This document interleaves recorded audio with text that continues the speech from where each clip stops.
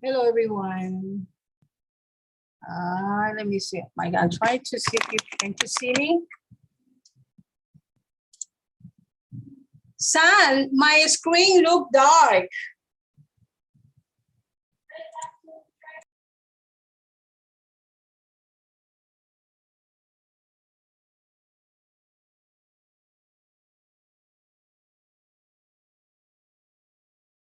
Hello. Hello, hi Faye. How we doing? Let's see if I can position my camera. Yes. All right. So that's might be probably a little better. Let's see how many participants. We only have 3 participants so far. Let's see. How's everything with you? Everything's good. Thank you. How's everything for you? Everything is good, hectic as usual. But Yeah, that's good. when it's not hectic, then you kind of wondering, you know, it's like this is what you breathe. This is what you personally for myself. This is what I supposed to, you know, Yeah. hecticness. So how Christina and the kids?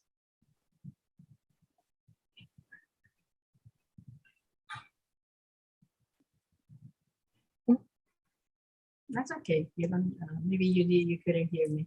Now I was asking for Christina and the Hi, kids. Faye. Hello. Yes. Okay. So, Hi, Faye. It's Tatiana. My I'm connection is a seeing little you. unstable, Yes, it seems. I'm seeing you. Yes, I'm seeing Ah, you.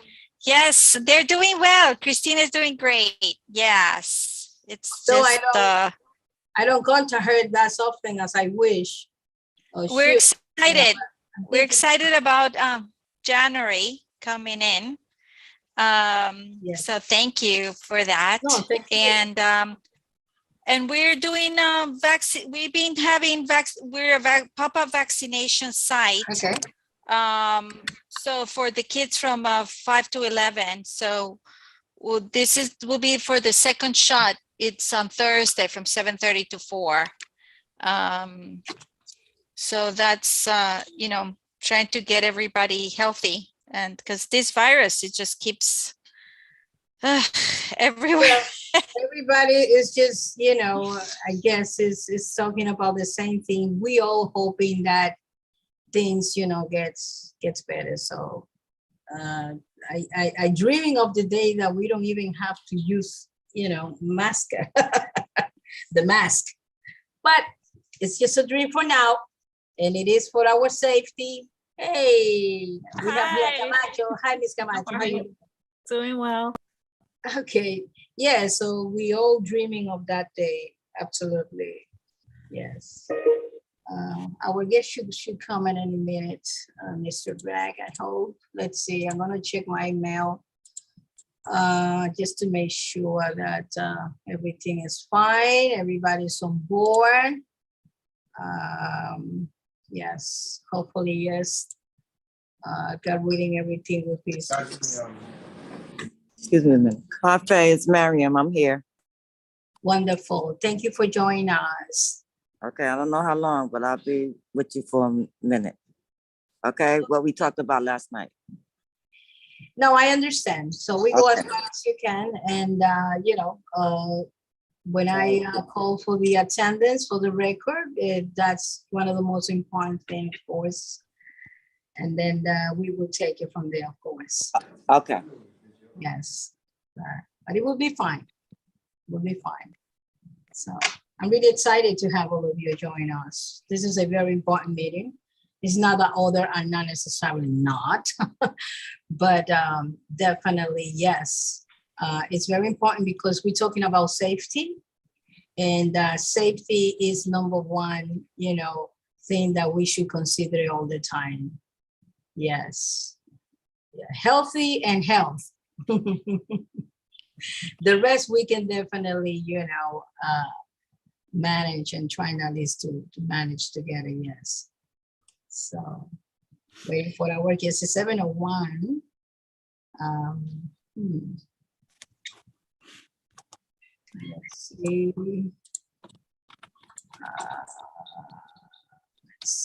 Let's see. Video Batista. Let's see.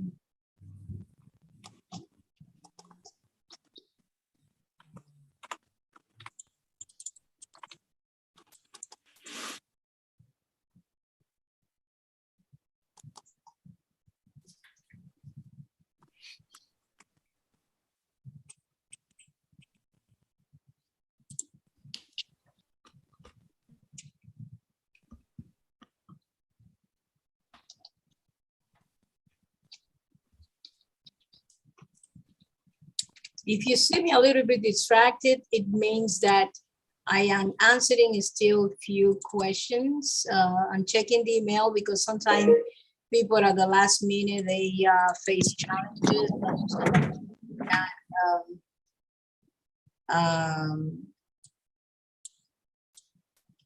Do not or have problems with the link and so forth. I don't know. This is the first time that I see so many people having some challenges with the link. I don't know what happened, but you know, so hopefully we'll be just fine, God willing. Yes.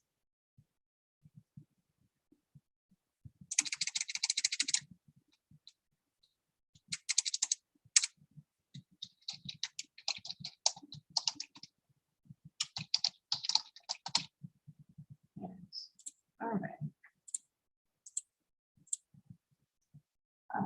We also have Ramos. Yes, Ramos is here. James Alvins is already, yeah, Mr. Beck is already with us. This is wonderful. Yes, well, and we have so far 18 people. All right, so I think that definitely we are good to go. Yes. Okay. Chanel, are you with us? Yes, Thank you so much, Chanel. Thank you. no problem. All right. Our guest is on board, I believe so. Let's see a few members, few names. Just give me 2 more minutes or 1 minute. This is supposed to start sharp at 7 o'clock. Yes. All right.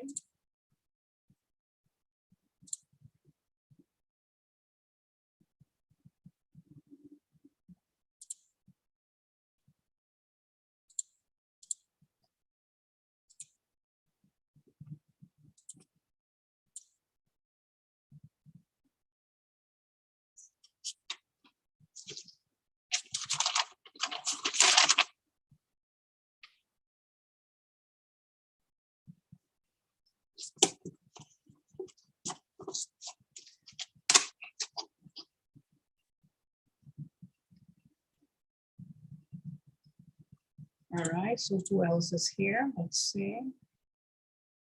I was hoping for our chairman to be with us, but I don't think that he's with us yet. Okay, this. So I think we're good to go, 21. All right, let's call the meeting to order right now. Yes, good evening, everyone. My name is Faye Florimon. I'm the chair of the Youth and Education Committee. I would like to welcome everyone and thank you for taking the time to join this important conversations. As you know, every Monday we meet at 7 o'clock, the second Monday of each month.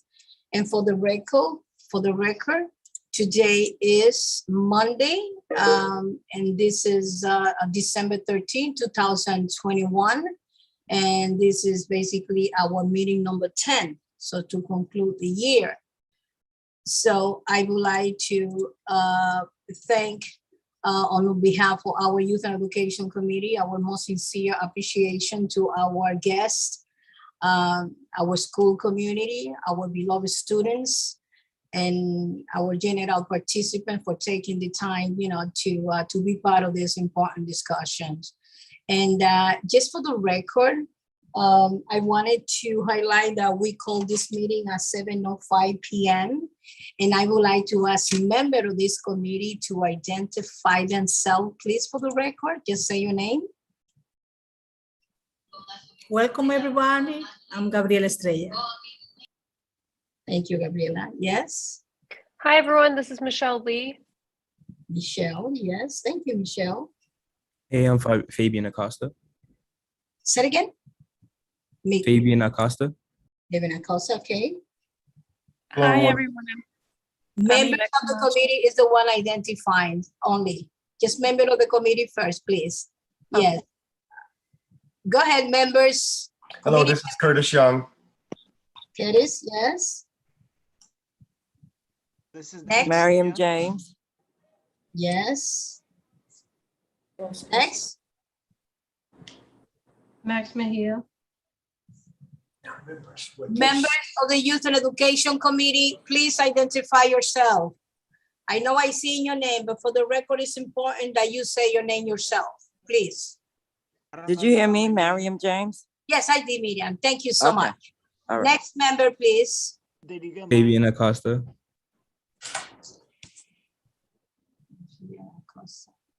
Okay. Members of the Youth and Education Committee, please identify yourself. Say your name for the record. Did you get my name, Daniel Bonilla? Daniel Bonilla, thank you. Do we have any other members? Committee members, okay. Okay, we're good to go. I wanted to say that I know Maria Luna unfortunately won't be able to join us this evening, but she just sent us an email notifying us. Hopefully we will hear from other members. I understand also, I should say for the record, that Wendy Pena won't be able to join us this evening, unfortunately. But I guess that, next time, so. Okay, so I would like to go and provide an overview of the agenda, although you already probably have read the agenda, but it's my duty as a chair to just do a review, share with you as you have seen it. So we're going to have a conversation with our incoming Manhattan District Attorney, Alvin Bragg, regarding issues affecting our, Washington Heights and Inwood communities. Follow his conversation with him. So we're going to give the community and all guests the opportunity to ask questions. I think is very important.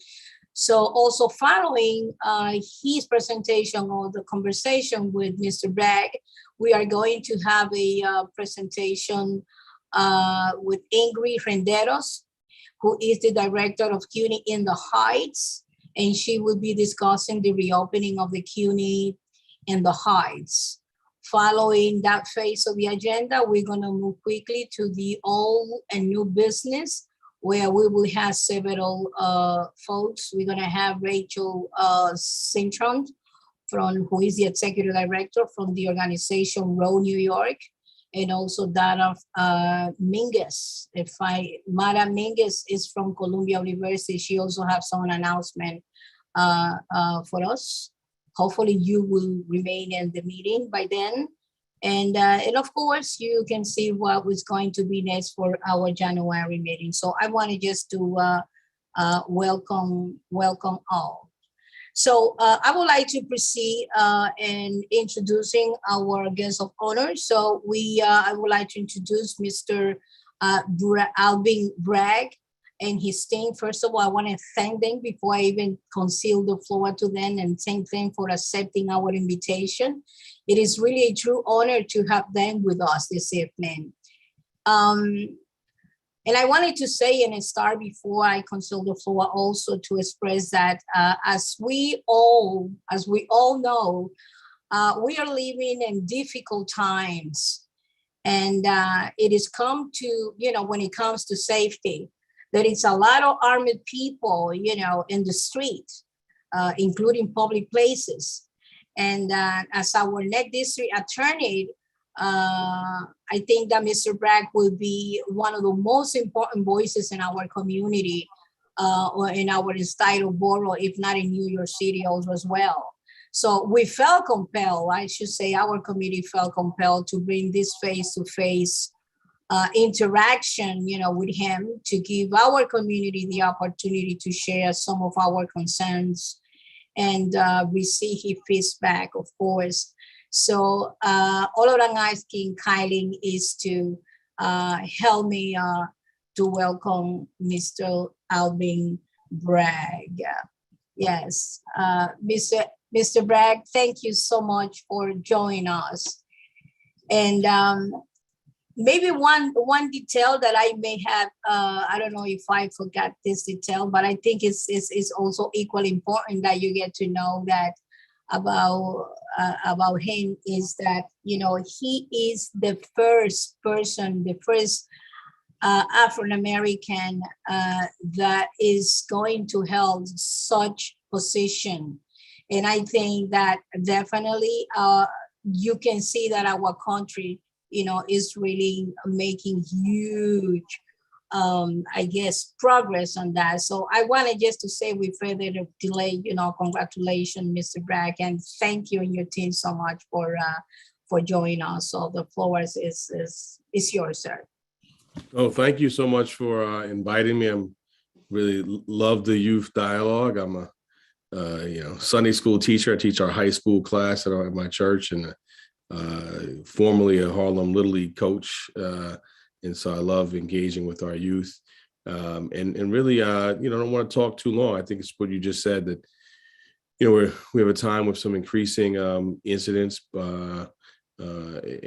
involving younger and younger folks. And so we should be talking about our safety, but also doing that side by side with the conversation we have to continue about our fairness and police treating us fairly. And that's sort of been the story of my life and the story of my career. I grew up in Central Harlem, which is where I still live. Faced kind of traditional public safety challenges and also police accountability challenges. Before I was 21, I had a gun pointed at me 6 times, 3 by police during unconstitutional stops, and 3 during kind of traditional public safety issues. And as a result, I kind of focused on that marriage between fairness and safety for my legal career. That's why I went to law school, to kind of figure out that puzzle. And I've been working on it for the last 20 plus years, first as a civil rights lawyer and a criminal defense lawyer, and then as a state and federal prosecutor, working on the one hand on very significant kind of gun trafficking cases, and then on the other hand on prosecuting police who engage in misconduct, most recently representing Eric Garner's mother, Miss Carr, in a case against the city seeking transparency, and looking to take all this experience to the DA's office, and really the experiences of so many of us in Upper Manhattan to the DA's office, where we will focus on gun trafficking, guns flooding into our neighborhoods. We'll focus on reentry concerns, and we have 2 of the most re-entered into zip codes from people returning from incarceration in Upper Manhattan, where we'll focus on pipeline programs for our youth, development programs, exposing them to careers in the law, and other. It's not really about even just going to law school, but just exposing them to things that are of interest. Working with the Police Athletic League, working with NAACP, working with so many programs. I see Curtis on; he's obviously has his program as well. So really looking forward to sort of engaging in a dialogue. Not so much about my plans. I'm happy to share those if you want, but what your plans are and how we can take your plans to the DA's office. Thank you, sir. Lovely. Thank you so much. I want to also, and before we go into the meats and bones of this conversation, I wanted, which I think I forgot, I just wanted to acknowledge the presence of the present director of the district attorney, which is actually happened to be next door neighbor in our community board, Jocelyn Minaja. Jocelyn, thank you so much for being with us. And also we have a great number of students. I think I also, although I see your name twice, I wanted to guess that this is Riyad Mia that is with us as well. Yes, it's part of your team. Is that you? Yes. It's How do you pronounce? Keisha Sutton James. I've been serving as Alvin's campaign manager. Thank you so much for being with us. Thank you. It's really a pleasure to have you. And I don't know if there is anybody else from your team as well, from Mr. Brack team. No. Okay, but folks, I know the time is an essence, but I really wanted just to thank all of you again. But taking our conversation back with Mr. Bragg, I wanted just to, there is three points that I would like to highlight from Mr. Bragg so he can elaborate briefly or whatever he can to share with us. As you know, there is a main concern when it comes to the so much needed reform with the criminal justice, and we know that that you had some thought on that important idea or possible reforms, and we would like to know we would like to ask if you can further elaborate your views and a stance on the criminal justice reform, so our community at least can grasp and see what is your standing views on that important subject, sir. Sure. In many ways, I've been pushing for reform for the past 20 years, particularly on transparency, which is at the heart of that case involving Eric Garner, where he was killed 7+ years ago, and we still don't know key details about the officers who were there, and so that's why we filed suit. Thinking of the legislative things that people are focused on, we repealed a key law called Civil Rights Law 50A, which allowed kind of police personnel records to kind of be hidden from public view, and that's now changed. And I think we can have a lot more transparency about that. Certainly, there's a lot of discussion, I think, about our reforms in the space of discovery and bail. There was a day in our state not that long ago where you could really have trial by ambush, where defense teams would not get really key information until very, very late in the day. So that's now changed, which is a good thing. It's created some kind of workflow issues in the DA's office that we've got to address and streamline so we can kind of get key information out. And we got to looking to coordinate with the NYPD and the incoming commissioner, on that. On bail reform, I think there's been a lot of confusion and misinformation. Yes. Bail has been, really, particularly in Upper Manhattan, a tool that has been a tool that's really kept people in custody pre-trial based on wealth.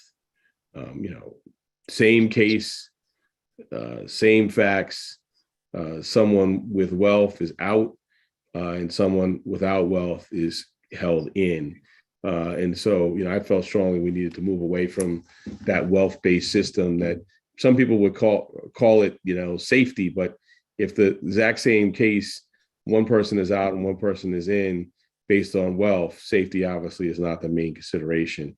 And so, I watched, so time and time again, I've seen bail from a lot of different perspectives. I've made bail arguments as a criminal defense lawyer. I've made bail arguments as a prosecutor, but maybe most importantly, I posted bail as a loved one, got in the call in the middle of the night many a time. And I've seen, for example, my family member who posted bail for, his co-defendant not post bail on the exact same facts just because they couldn't afford it. So we needed to move away from that system. And we have people saying that this is making us less safe, but the data doesn't bear that out. The data shows that there's no causal relationship between, for example, the gun incidents and bail. And in fact, the law on guns didn't change at all as to bail. So, I think we've got to really be rooted in the data.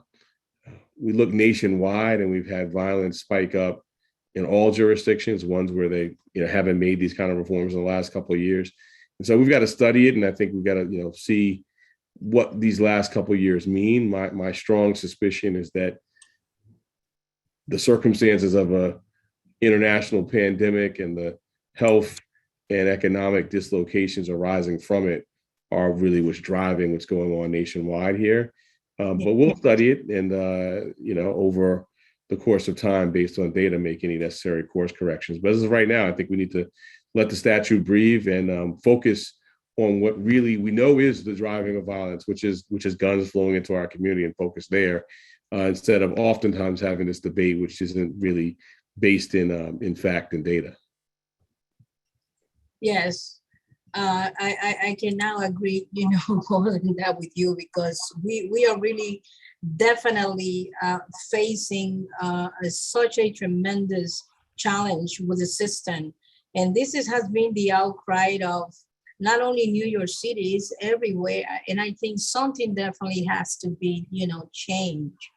On that very same note, and I know you touched basically, some thought on that, but I wanted just to also pose another topic which goes along with, or is part of the that is called for the reform when it comes to criminal justice, calling for changes. So I wonder what would be like more in depth of some of your thoughts when it comes to New York gun control laws and the Supreme Court's position in that matter, because a lot of folks feel that the Supreme Court may agree that maybe the approach of New York State when it comes to gun controls may need some kind of changes. But we want to hear from you, because you're the expert, you're an attorney, and you've been tracking step by step exactly how this legislation has been, or this conversation has been traveled so far. So if you can give us, more in-depth information in terms of, what is it that your take on this or your view on that? This is very serious, and I don't think I can overstate it. What I want to do on guns are, based on the ability to track guns that come into our state illegally and enforce those who are, shipping in, large quantities of illegal guns. If the Supreme Court strikes down our gun laws, that's going to change what's lawful and unlawful. So I'm very concerned about it. My old office, the New York Attorney General's office, is representing the state and our law in that matter, and our Solicitor General Barbara Underwood argued it. It's always hard to predict what the Supreme Court will do. I looked at parts of the argument and look at the transcript. I share your concern. I think that it appears more likely than not that the Supreme Court is going to do something to our laws, whether it strikes them down completely or chips away at them. If I had to guess, I think they will do something where they'll say, look, they'll come up with kind of a limiting factor that, our law is too strict on getting guns, but restrict where you can carry them, and maybe to dense places, or, maybe carve out even New York City, given our density here. I think, unfortunately, we have to wait and see. I'm keeping a close eye on it, because if the Supreme Court strikes down or narrows our laws, it does really affect the core of what I want to do on guns, which is to look at guns coming up from what we call the iron pipeline from down south, and enforce our laws against those who are conspiring to bring them into our jurisdiction, into Manhattan and the city. So I'm concerned about it, but unfortunately, I think they're unlikely to make a decision until June. So we'll just all have to kind of wait with a bit of anxiety. Well, I sincerely hope June is around the corner, actually, but I sincerely hope that maybe along with the community, and by then, perhaps, I don't know what can happen, because you're already going to be in office, God willing. But in terms of support and any outreach and any advocacy, we definitely we're looking forward to work with you close, and in any way that we can possibly hit and advocate along and join as a joint voices. I wanted you to know that we are ready just to be with you and looking forward to work with you, because we really need to see that happen. And reform have to take place and have to be, something, what is the word that I'm looking for? Something like never before have to happen in order to, so we can see a true change. And before I actually handle the other floor to my colleagues and allow some of my colleagues and the students that actually like they may have the concern that I wanted to share with you. The very last thing that I wanted to say to you is that in the face of all this turmoil and all this insecurity that a lot of folks have, I have friends that they barely go outside. And I'm talking about especially seniors, just because of the unsafety that we are facing today. And this is not a secret, you know, it's everywhere. People are feeling more and more insecure and really afraid. Unless that they really have to go out, they won't. So I wanted just to say to you or ask you, how do you plan on increasing safety in our communities? At least if you can give us some ideas. I know that nothing is going to be written on a stone, but at least, you know, some of your thoughts, because I know that aspiring to become the district attorney, you have those some, you know, thoughts, and based on your experience and all that combined, I'm sure that you may have some kind of idea that or approach how you wanted to handle, you know, the situation that we all find ourselves in. Look, I think right now, guns is priority 1, 2, and 3. You know, I'm in Central Harlem. I've had 4 or 5 gun incidents within a couple of blocks of me very recently. And gun violence is not just violence in and of itself, but when we look at the 7 kind of index crimes that we track, it's upticks in gun violence drive our perception of safety. So not only they're unsafe, but they're also, studies have shown, the biggest indicator of making us feel unsafe. And so that's at the top of the list for me. It's the gun trafficking. It's, you know, holding accountable those who are shooters. It is intervening before an incident. I'm a big believer in our community violence interrupter programs. We're literally running to the fire. We know a lot of times when there's a first incident, there's a second incident, that's the retaliation. And our community violence interrupters are really running in and intervening, also going to hospitals after an incident and getting valuable information, following up. Particularly with our youth, very interested in sort of our restorative justice process, where we can really unpack some of the harm. You know, I know for me, those 6 gunpoint incidents and sort of the trauma carried around and not unpacking them, that compounds. So, you know, having safe spaces to explore that, convened by the district attorney's office in partnership and led by community groups, all this is so important. Obviously, there are lots of other issues. We have assaults to deal with hate crime that's on the rise. We've got immigration fraud, which is significant. So all that are priorities, but if I had to pick one, it's guns. I think things on January 1, that's the top priority. Well, that will be a good beginning, because gun is actually what is keeping all of us, you know, in tension, and definitely something that we are highly, you know, concerned about. Folks that, you know, ended up with guns, or guns ended up in the wrong hands, especially in young people that, you know, are becoming so aggressive and so forth. But I'm glad that guns, you know, it's some of the things that you really are considering to go after, and hopefully, you know, let's see how this is going to play out. But when it comes to the use of guns, especially legal guns, and the criminal justice reform is something that we're really looking for, that you pound on it very much. So with that in mind, I just wanted to move to the next phase of the move the conversation and acknowledge before anything to folks from the our guests. Like I wanted just to call and acknowledge the team from Boricua College. We have the president, Mr. Ramos. We have Ramos, and I believe Yvette. Boricua College team. Would you identify yourself and say, I know you want to salute Mr. Bragg, so this is your moment, please.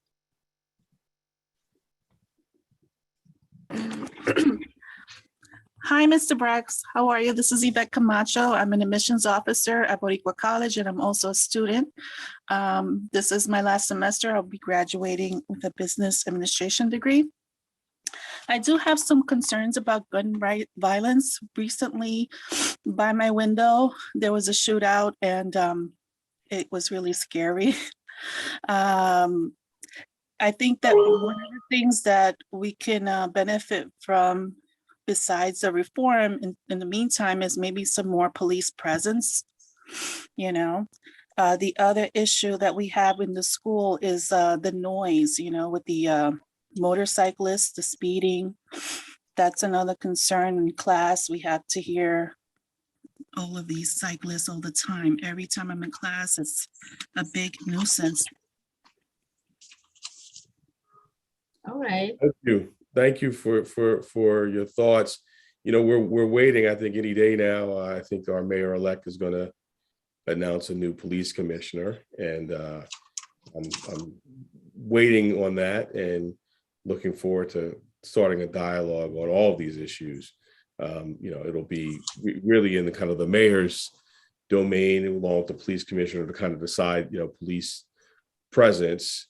You know, we certainly will. I mean, I completely understand the thought of guns in front of your house. As I said, I had a shooting right in front of my house about 3 weeks ago, and had to, you know, enter my home with my young children, you know, through a crime scene with 20 plus gun shells on the ground and a live gun with an evidence tag next to it. So I certainly know all about that, and going to be, you know, investigating that, and like I said, seeking to prevent it. It will fall to the commissioner to kind of decide, you know, who's policing where, but I'll obviously be in dialogue. And these dirt bikes, I almost got run over by one on the sidewalk on 125th Street the other day. You know, and there are more of them, you know, further north, and you know they're often with, you know, no license plates, no helmets. And so, you know, as a general matter, I want to shrink our criminal footprint, but I view that as really unsafe conduct that really harms someone. And we don't need to wait until someone, you know, gets seriously injured to take action. So we're looking at that when we start to, you know, be very interested in hearing more, and specifically, and I think the way to handle those is not, you know, a high-speed chase. And other police have been reluctant to do that, and I agree with that. But, you know, being on the lookout before the bikes are mounted. And, you know, I don't know, because I'm not in office, we haven't investigated, but I think a lot of these bikes are, my guess, just from being in law enforcement for 20 plus years, is that a lot of these bikes come from the same place. My general theory of prosecution is, if you follow the money, it's going to take you to the people who are the most culpable. And so I think there's probably a better strategy than plucking a bike or two off the street, but following it back to the source and who's really making big money. And my strong guess is that person doesn't live in Inwood, doesn't live in Washington Heights, and doesn't live in Harlem. But I'm going out on a limb. We'll figure it out in January. Okay. Thank you, Ms. Camacho. Ms. Camacho, is your president on board with us tonight? Does he want to say hello to Mr. Bragg? The president is not available tonight. I'll speak on his behalf. Wonderful. Dr. Sea is the president of Boricua College. And I'd like to say congratulations to Mr. Bragg. And I have with me a student of the college, Patricia, and a staff member of the admissions department, Elizabeth, and they have some concerns about their respective neighborhoods. About the security, you know, I live in 137, like near to the city college, a little park, you know, for the train and everything. It's a little dark. I see sometimes the police, but it's like I'm waiting some more security for the community. Yeah, and again, obviously, we'll be in consultation with the police department. I was just through City College's campus. Wow, I was going to say this weekend. That was just yesterday, on Sunday.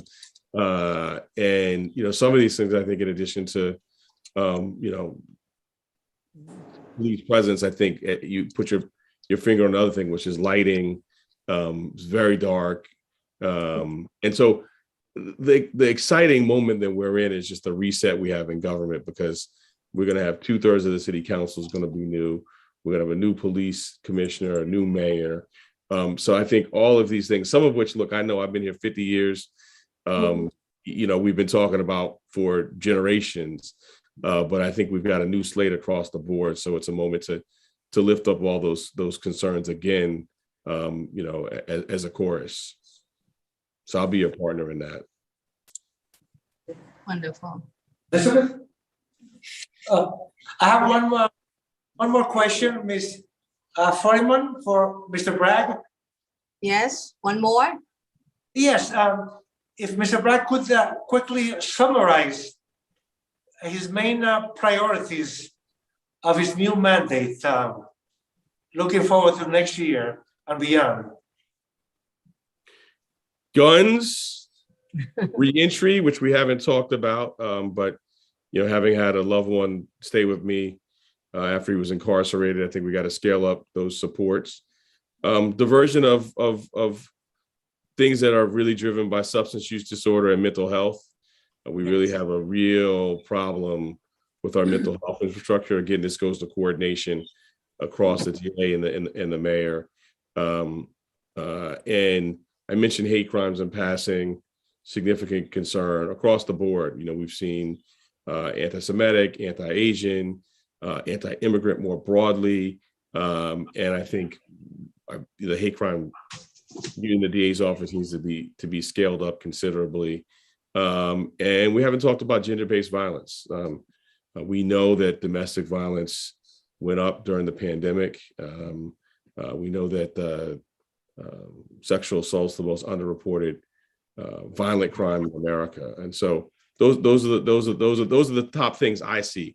But certainly part of this job is to listen and hear what you're seeing. And so if my list doesn't match your list, let me know. Boricua College want to wish you success in all your endeavors. Thank you so much. Thank you. Wonderful. Thank you. Thank you. So now I see some hands. I'm going to come to you.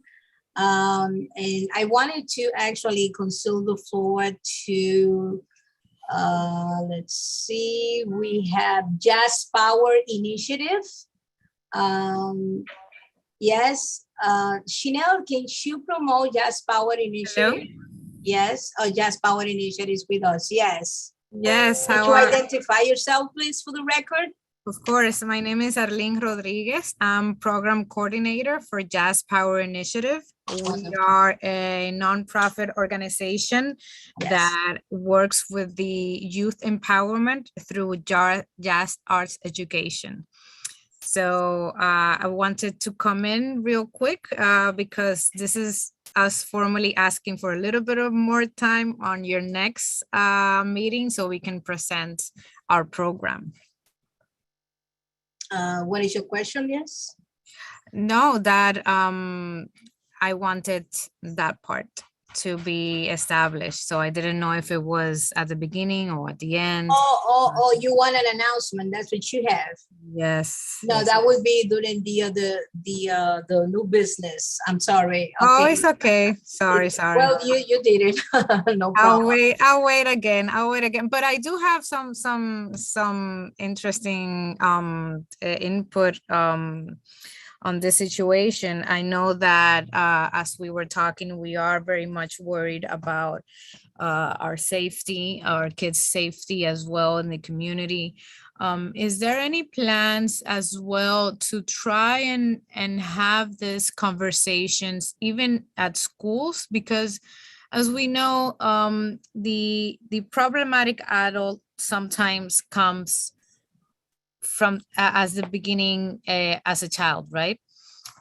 Is there any way of us also fostering a better relationship with kids since they're from the beginning to try and maybe mitigate any future problems as adults? I think that the pipelining is a big part of what we need to be doing. That's why I kind of started out saying I'm a Sunday school teacher and formerly a Little League coach. One thing we're going to be doing is really emphasizing within the DA's office community engagement, and for all of the folks who work there, that it's a part of the job, not just going to court, not just making cases, but being a part of the community. Some are already doing that, and we want to take that into consideration as we think about advancement in the office. Many are not doing it, and it's going to become a central feature of what we do. And I think, and I hope you'll see the results, finding more partnerships. I don't know a lot about Jazz Power Initiative. I'd like to learn some more, but we need a lot more of that. And it's all hands on deck, right? And I'm not a person who believes government has all of the answers and should be showing up and telling people what to do. We got, rich, vibrant civic groups in our communities, government to be showing up and supporting, amplifying, complimenting, and that's what I want to do as DA. Wonderful. All right. So yes, I before I call the next question, I just wanted to allow the next person to speak, but I wanted to say that we made an exception today because usually questions are asked first by the members of the committee, and then we conceal the floor to the rest of our community members. So I just wanted to, for now, call one of our community members, and he is, if I'm not mistaken, well, you will hear from him. He will identify himself, but he is a great partner in our community. His name is Julio Batista, and he's with the Presbyterian Hospital, and I know that he has a question. So Julio, do you want to join us? And I'm just going to apologize. I need to hop in a few minutes. I have a child who's not feeling too well. I will say not feeling too well in part because of his own doing and procrastinating and on his homework last night. So he was up far too late, but now he's got a headache and is not feeling well. So I got to go tend to him. But you could already hear the beginning of the speech that I'm going to give to him. It is his own doing, but so I have to hop shortly, but I can do a couple more questions. Thank you. So Julio, let's do this quickly, and then Gabriela and Miriam and Academy. Thank you. Yes. Thank you. Please. Thank you, Fabe. Thank you for allowing me to answer a question. Absolutely.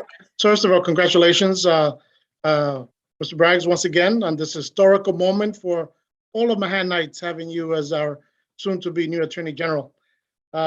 One of my questions is, and I think it's very important for our community of color, is that, in the past, DAs around the country would allocate, revenues that are confiscated back into the police to help the police in their efforts.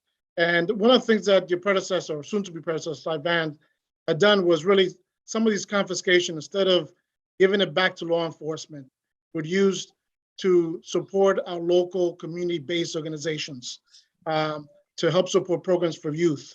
And I'd just like to know whether this is something that you thought about, and it is something that you will continue to do in supporting our communities.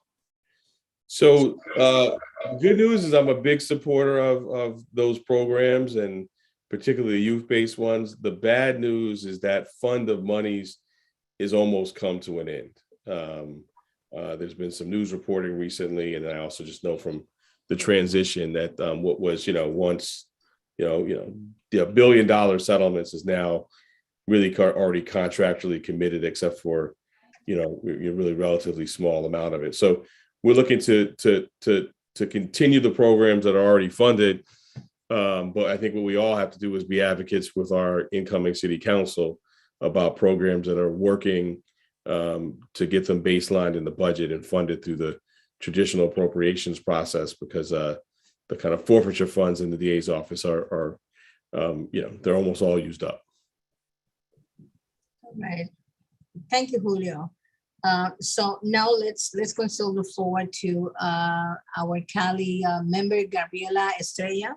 I think Miriam was first, so Miriam. Oh, I'm sorry. Go ahead, Miriam. And Miriam have to leave too. Yes, Miriam, go ahead, please. Hi, congratulations to you. But my question to you would be, since the kids that are carrying the guns are getting younger, as young as 12 and 13, and they know that nothing's really going to happen to them, they go into detention maybe until they're 18 and then they're back out on the street, some even before that. Do you have any ideas about that? Because it's getting bad. I look out my window and I see them shooting all the time. Yeah, I mean, 12 look, I and think 13-year-olds. Yeah, look, I think the number one thing is getting the guns out of their hands. I was a 12-year-old in these very same streets and we did some silly stuff. But our fights were mostly with our hands. Exactly. We didn't have the same kind of access to the guns. I think, I don't want to sound like a broken record, but I think that's the number one input. I mean, children are going to be children. We can do what we can do through enrichment programs, through mentorship. I'm a big faith-based action person. That's why I teach Sunday school. Every year I have some sort of issue, either of some sort with kind of justice involvement with one of my students. I think we need to scale that up, and on the prevention side, I think people who are shooting and doing things, we've got to hold them accountable. I do believe in our juvenile justice system, right? So I don't think we should send a 14-year-old to jail for till that person's 95. I don't believe in that.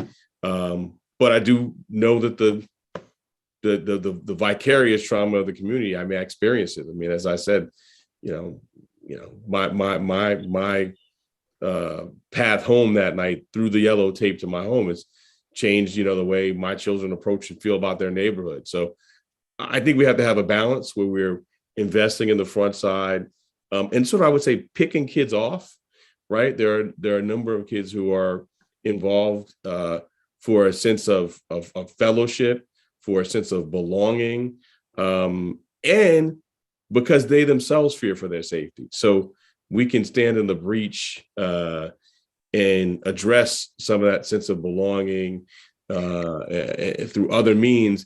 And I don't know if you saw the recent article about the school where they confiscated the I weapons. did, yes. And a number of the students said, look, we're not trying to do violence. We're carrying these to protect ourselves. So I think it's a little bit of a chicken and egg issue. We got to get in there and make our streets safer from the people. And we know this, the drivers of violence in our community, it's a very, very small percentage of folks. So we need to focus on them in terms of deterrence and stopping it, and then support the broader group of children. So they're not running to be next to these kids so they feel safe. Let them feel safe with us, with adults who are looking out for them. Okay, because from I'm sorry, Faye, from what I've seen, it has to do a lot with this new marijuana law. That it's legal to smoke it, but it's not legal to sell it. And these kids are out here selling it, and they're shooting each other up for territory, and that's insane. So I will say that is not, in my conversations with NYPD, that is not what has been the driver. The driver has been, I would say, more basic turf. So I know the shooting by me was literally, it was a group from, I can't remember which their kind of national backgrounds were, but different neighborhoods in Harlem, and also hailing from different parts from back home where they were from, just beefing over power, not related to drugs. In some ways, the drug organizations, I've worked on a lot of those are easier, because if you follow the money and cut off the money tie and the drugs, you can dry it up. This is harder in a way, in that it is youthful knucklehead behavior where they're fighting to fight over lines and power and control. Sometimes perhaps connected to some drugs, but mostly for power and control in and of itself, which is harder. It's harder to root out. Okay. Okay, Okay, so thank you. thank you, Miriam, and Thank you. let's go just quickly, unfortunately, he have to leave. Mr. Bragg, if it's possible, if you can allow us to have like 3 more questions from the students and 1 from my colleague, and just if that would be okay, and my final comment to you. So Gabriela, so the question, let's do the question very briefly, and Yeah, I'm going to be, thank you very much. I'm going to be very brief. It's not a question. It's a compliment. I just want to say thank you, Mr. Brass. Congratulations. I think you are the first DA elect to participate in the community board. So that I'm nothing but hopeful of what your time in office will be. Thank you so much for keeping someone that is an icon in our community, which is Jocelyn Minaya. And also as a public safety committee member, I think that we definitely need to take advantage of the open way of you coming to these meetings. So these conversations definitely needs to be happening also at the public safety committee level. And with your allowance, I would like to speak to Jocelyn and see how we can coordinate that along with the chair of the committee. But thank you so much for being a member of the community first, for being someone like any of us. I'm really very happy to see an elected official in just a community board meeting. Thank you very much. Happy to be here. Thanks for having me. Thank you, Gabriela. Yeah, you brought up a very important, actually part of my question was going to be that. But one thing that I just want to make it a suggestion is that our community, including myself and of course our entitled team, we're really looking for you to keep our office, that is already established next to the community board at the Triangle building. That's highly, highly important. And also we hope that Jocelyn, who is an icon, like she said, in our community, well respected and know very much what's going on in our community, would be a great asset, to you as well. So I just want to move to the next question to Luis Cruz, and then we go to Academy, Invo Leadership Academy, and then we will seal the conversation because I know Mr. Bragg have to leave. So Luis Cruz is a student. Luis, please. Yes, good evening, everyone. My name is Luis Cruz. I'm so proud and honored to be here with you at the Youth and Education Committee. I would like to thank the Chair Fonimon and the Youth and Education Committee for making this possible. You're welcome. I would like to also thank Jocelyn Minaya for being here with us. I also would like to thank Mr. Bragg for being part of this meeting and for attending to the 5th Annual Partnership Walk and Resource Fair, supporting the youth and police building bridges. Oh, that's true. Yes. And my question for Mr. Bragg is, are you willing to support our community initiative of youth and police building bridges? And if so, how? So this is the program that from the summer, right? For the at Riverbank. I should have spoke about that. Yes. Yes. And thank you for attending. Yes, you attended and you spoke at our event, Youth and Police Building Bridges, which is an initiative that started about 6 years ago, which is looking into building youth and police together and bringing them to promote, healthy relationship. So kids doesn't feel, isolated or intimidated. And also go into the notion that because a young person is using a hoodie, he doesn't mean that he's a criminal or, this type of stereotype things that we usually, see. And basically it's just to establish, that bond, that healthy relationship. Yes. But it's, and you attended to that event and I really thank you. Yes. Yeah, no, I plan to continue the support, definitely. It's obviously primarily with the police department and not the DA's office, but plan to continue to support in that fashion. Thank you. And thank you, Luis, for actually bringing up that, because I was supposed to actually thank Mr. Bragg for attending that event. Jackie and I, at that day, we declared that Jackie Yaran, representing Harlem, and myself serving in my capacity in whatever way I can, bring Washington Heights and Harlem together for promoting that kind of brotherhood, kind of relationship based on respect and unity. And let's see what happens. But we're really looking forward to working with you in that note. So I guess the last question is going to come now from the a student from the Inwood Academy, Tatiana. So is Max Mejia from your school? Yes, so Tatiana, you wanted to introduce himself and introduce yourself as well? Thank you so much, Faye. Yes, I am the Director of Family and Community Engagement from Inwood Academy for Leadership. And with us is Max Mejia, Eliani Pozo, Javier Acosta, and Javon Linton. So we have 2 middle schoolers and 2 high schoolers. So as you know, this is a leadership academy. So they have been active in seeing what the changes in our community. And so Faye, you're welcome to pick any of our students to ask their questions, but they were eager to meet you, Mr. Bragg, and so thankful for the opportunity, and already being part of an outreach with the police. We have a youth and police committee within our school. So everybody's eager to work together with the DA's office. And so you can count on us on Inwood Academy for Leadership. So Faye, I know with the timing, just feel free to call on our students.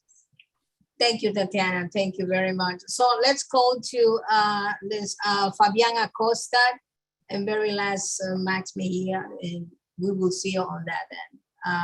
Fabian? Okay, hey, I'm currently a sophomore. I'm Fabian Acosta, currently a sophomore from Inwood Academy for Leadership. And I have a question in regards of people that have low income to no income. Like, what are your plans on helping them? Well, look, the criminal justice system is one of the biggest taxes, right? From bail to just who is prosecuted. It is a tax that is felt disproportionately by those of low income. And that's just objectively true, I believe. So I think by shrinking the footprint of the system, I'll just give you an example, the fare evasion, which the current attorney has, stopped prosecuting. I'm going to continue that. There was a day, particularly when I was coming up, where, you did that and 3 officers pounded on top of you. If you drive through the Easy Pass in a fancy car, same exact, toll, they send you a nice letter and say, pay us. So it is looking at dislocations like that, which you often cut on both wealth, race and national origin lines. That's just one example. So I think shrinking the footprint and strengthening our network of support. I mean, another example that comes to mind is, homeless. My dad ran homeless shelters. Ran homeless shelter, one right in Washington Heights while I was growing up. We criminalized homelessness. I mean, the DA's office prosecuted a case just a few years ago of a homeless person who was convicted of using one counterfeit bill to buy food and toothpaste, and they recommended a sentence of 5 to 10 years. We're just not going to do that. And that sounds modest. But I think the first thing is do no harm. And so that's the first principle, do no harm. We're not going to do those kind of cases. The second is when someone is actually doing harm and we need to bring a case, looking to what's motivating it. So if it's mental health, if it's substance use disorder, those are obviously issues that cut across all wealth categories, but I think we know that they also hit our communities harder. So that's the plan. All right, and thank you. And I think the next will be Eleni Pozo. Yes, Eleni. Thank you, Eleni. Hi, can you guys hear me? Yes, we can. Hello, thank you for giving this opportunity to say these questions tonight and be here at this community youth and education community board 12 meeting. I'm just going to say a few questions and yeah, and then I'll question. yeah. The first question that I have is, what are your plans to deal with the crime within and outside schools? Like, according to the Office of New York State Comptroller, 2.7 million people reported that there are more than 32,000 violent and disruptive incidents in the 2017 and 2018 school year. I know that this is before and now we're in 2021, but this has kept on going. Like, for example, there was a Columbia student who was attacked and killed. So what is your plan to ensure the security the security of our students within and outside of school? Yeah, no, look, that's a phenomenal question. Thank you. Yes. No, I mean, with the data and everything. Yeah, and I think it's a hard question because I think we need to strike a balance, particularly with our younger students. I've seen both. So when I was at the Attorney General's office, we investigated 2 upstate school districts that had heavy police presence. And the data was clear. The out of school suspensions and use of force were felt more heavily by Black and brown students.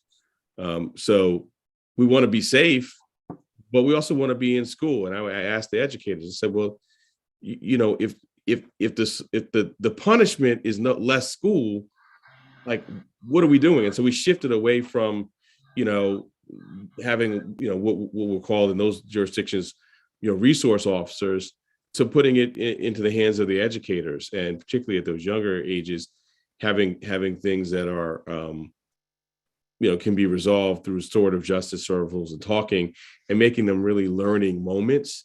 I think that's important. I mean, there are far too many things that during my time would have gotten, me sent to the principal's office and get you sent to the precinct now.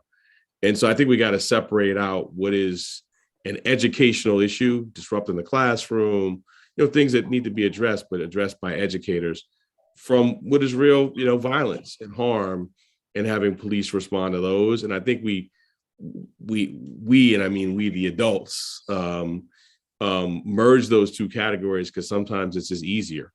And so I want to be very, very conscious about keeping our criminal justice system out of just what are just kids acting up and are just school issues, and using our resources to keep our schools safe from actual safety issues like guns and knives, and significant bullying. And I think that's hard, and we need to be in dialogue with our educators. I really want to follow the lead of our educators and our students. Yes, I totally agree. And moving on to my next question. Sorry, this is not like 10, huh? Eleni, I'm sorry, but I don't think that you may be able to ask another question because Mr. Bragg has to leave. The first question was so good, we got to hear the second question. It's up to him, but I know that he has to leave, unfortunately. Let's hear the second question. The first question was so good, I got to hear the second question. All right, thank you. So my second question is, what are your plans? What plans do you and your team have to help at youth risk children? And like, what steps will you take to prevent young youth from becoming at risk? What are your plans to not only like help the kids that are already at risk, and the kids that what's your in like a summary, what's your other plan to like help the children who aren't already at risk to stop them from becoming at risk? Yeah, so some of it, I think that's a really important distinction in sort of getting folks before they are at risk. And so some of it is, I think it's not just, me in the DA's office, it's all of us, right? It's it's all the programming, it's the community network, it's all of it working together. And the DA being a part of that, and maybe in a way that hasn't been a focus from the top before, as a neighbor and a partner. But let me ask you, because you've thought about this, what should I be doing? What should be part of the solution? So I'm not, I'm not in the district committee, so I don't know, I would not personally know what the right decision would be. But I think what we can do is that we can make programs and talks. Maybe people could have sessions at schools where they talk about things that they're going through. Because a lot of it, for you to be at risk and for you to go through all these situations, it has to be a part with anxiety. And I feel like anxiety is anxiety is a thing where it can have it's a cause that makes much more effects, and being at risk, these children that are at risk are one of those effects. So I think that we can make sessions at schools for kids to kids to talk it out with their people at their schools, and maybe their parents as well, so they can kind of get a feeling and get some advice so that they can not become at-risk children, and for the kids who already are, how to stop becoming them. I'm not sure because I don't know. I'm not district a district attorney member, but that's what I think from my perspective as being a kid myself. I love it. I love it. We're gonna, you and me, we're gonna keep us in touch. Please keep us in touch. She's on my committee now. If she join. And yeah, and I forgot to say my name. My name's Eliani Pozo from Inwood Academy for Leadership. I'm gonna let someone else go. I made sure that you're going to meet Mr. Bragg, in person, and hopefully it will be a continuation of this conversation. But make sure you may have some idea to share with him how he can improve our communities, because this cannot be one individual task, but with all together coming together and helping him, so he can do a great job. And I think you will be a great assistant from what I have witnessed tonight. What do you think? You think that's a deal? It's a perfect deal. Yes. Thank you. Well, right. I'm gonna let some other students from my school, like Max. I'm gonna let them participate. Well, all right. You know what? Mr. Bragg, I'm sorry that we find ourselves in this situation. All right, Mr. Bragg. So I know we have to end this, but would you allow just his colleague that she just mentioned one last question? And I promise. Let's hear from Max. Let's hear from Max. Okay, Max, please. And thank you for joining us, Max. Hey, Mr. Bragg. My name is Max Mejia, and I am a sixth grader from Inwood Academy for Leadership. I have two concerns about something happening near our neighborhood. The first one is probably when I'm leaving the school from after school, I do realize how hard it is to cross the street with all these dirt bikes and speeding cars passing by, and also people not knowing how to drive properly and skimping right past us.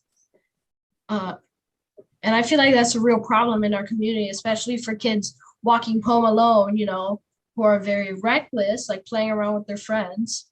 And then the next thing you know, you hear about some accident, about how a dirt bike or some speeding car ran over some kids coming out of school. And I feel like that would be a real problem in our community.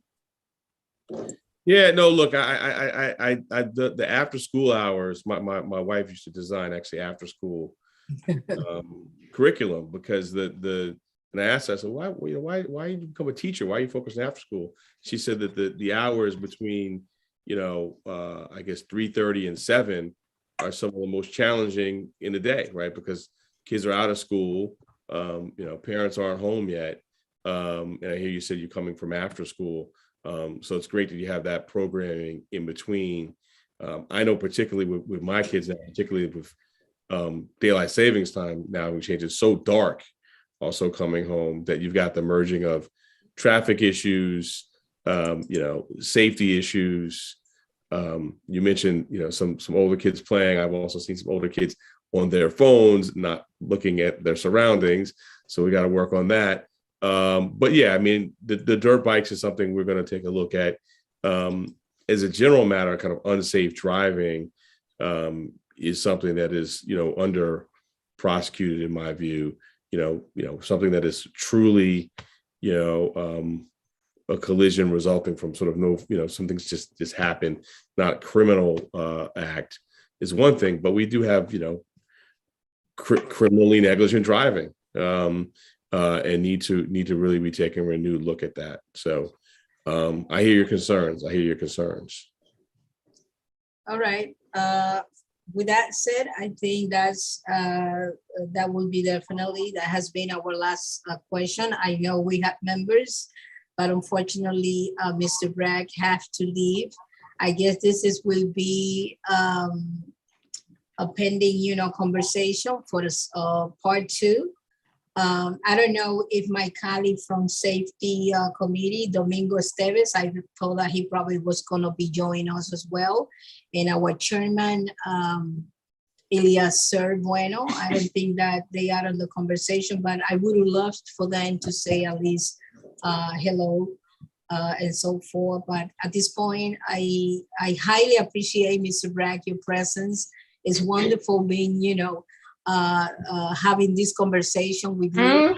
And I sincerely looking forward to, all of us working, with you hand in hand, and just do not hesitate to reach out to us on anything that we can possibly, help you. And of course, we're wishing you all the best, and you're not alone. You have us. Thanks so much. I look forward to partnering together. Thank you. Have a great night, y'all. And thank you to you, Tina, as well. Yes, thank you. All right. Thank you. All right. So, guys, thank you for joining us, and asking all the questions. I think Inwood Academy students and, everyone has been just wonderful in this conversation. I'm truly sorry, and I apologize to my colleagues like Michelle. I'm sorry, but since Mr. Bragg actually extended himself only for the students, so I'm really sorry that you didn't get to ask, the questions. But I guess next time, hopefully. So I truly and sincerely apologize for that. But he has to leave us. So moving forward, I would like to go on the second part of the agenda. Please, nobody leaves. Please just remain with us. Stay there. Stick to more to come. So right now, I would like to introduce the Ingrid Rendero, who is the director of the CUNY in the Heights, who will be speaking about the reopening of CUNY in the Heights and have lots of wonderful, and interesting information to share with us. So, Ms. Rendero, the floor is yours. Welcome to the Youth and Education Committee. Thank you, Senora Fe. What I'm going to do is I have a PowerPoint, so if I could, I'm able to share it? Yes, I'm sure. Let's see. You should be able to now. Oh, I was going to do it. Thank you. Wonderful. Okay. Does everyone see the slideshow? Okay. Yes. Okay, great. So is it full screen now for everyone? Yes. Yes, we can. Wonderful. Okay, good. So right now my presentation is on CUNY in the Heights. I am the new director, Ingrid Renderos. One of the things that I definitely wanted to share with everyone, first of all, I just wanted to thank Senora Fe Floriman because she is the chair of the Youth and Education Committee. I'm very excited about my presentation tonight because CUNY in the Heights has been in the community for years. But during the pandemic, we were sort of dormant, and we were doing construction and expanded, actually doubled. And I'm going to talk about that in a moment. So I appreciate that I have this opportunity to just share with the community, with youth, that we are open, we welcome you. And I will, right now, I will go to the next slide in a minute. So where is CUNY in the Heights? If you may not know, CUNY in the Heights, which is City University of New York, it's our location on 213th and Broadway. We're open, so please, you can always just stop by, and either myself or a member of my team can come out and we can talk. If there's anything that you wanted to know about CUNY in the Heights, I'm going to show you a few ways that you can find out about us. Okay. So before anything, I wanted to put up front all my information. Ingrid Renderos, that I'm the director. This is my email address. This is my phone number, right? And also our website, so you can learn more about CUNY in the Heights. The other thing about myself, why am I so passionate about CUNY in the Heights and about being in the community, helping members, residents more so in Washington Heights and Inwood, the Bronx, surrounding communities, basically Upper Manhattan, because we have pre-college programs, we have career pathways, we have education pathways. So first off, for everyone that's here still with this Zoom, right from the top, I want to just say, I am here to say I can make different presentations. So for example, if you may, of course, if you're in your particular school, one of the students, if you ask anyone in administration, if they should say, you know what, maybe Ingrid Renderos can come and do a presentation at your school, or parent-teacher association meetings, any community-based organizations. If you have a volunteer organization in these communities, I would love to make presentations. We can make presentations on all our success programs here. The success programs are programs that'll help you succeed and go to college. We have virtual tours because CUNY in the Heights is administered through Borough of Manhattan Community College. We have info sessions. We can talk about the value of going to community college.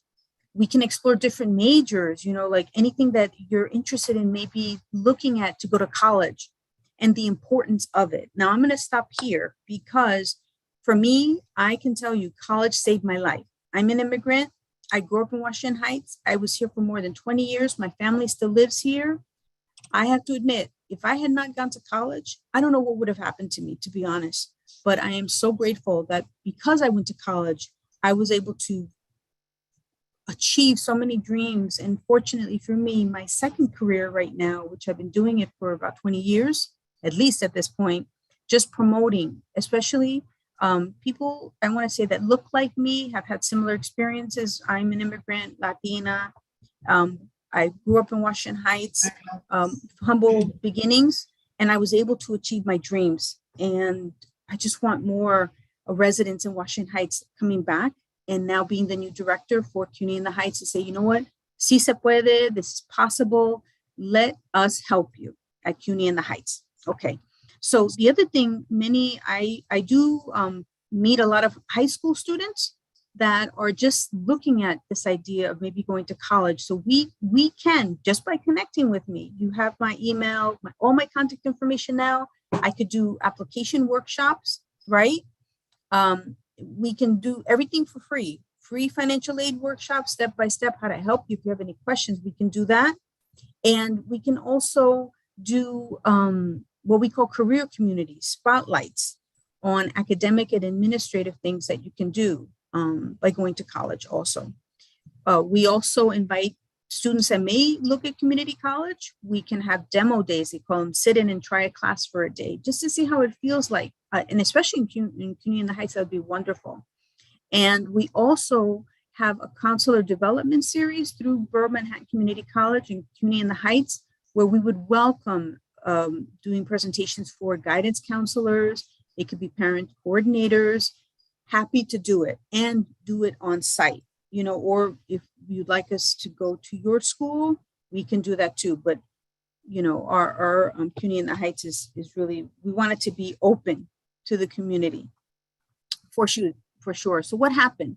Well, CUNY in the Heights, we reopened. We are brand new in the sense that now it is so incredible. The space that we have, we want our residents in the area to come visit, look at it, take classes with us.